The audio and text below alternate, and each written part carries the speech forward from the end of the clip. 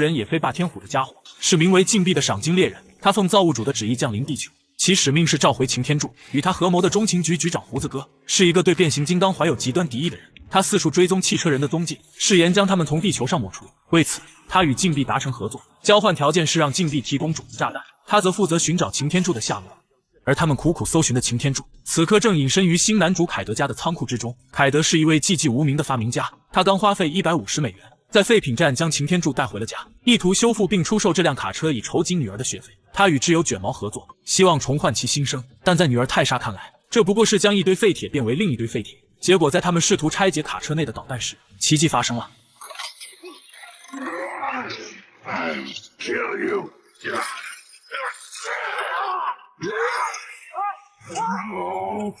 醒来后的擎天柱立刻想去寻找同伴的下落，但伤痕累累的他支撑不久便跌倒在地，身上的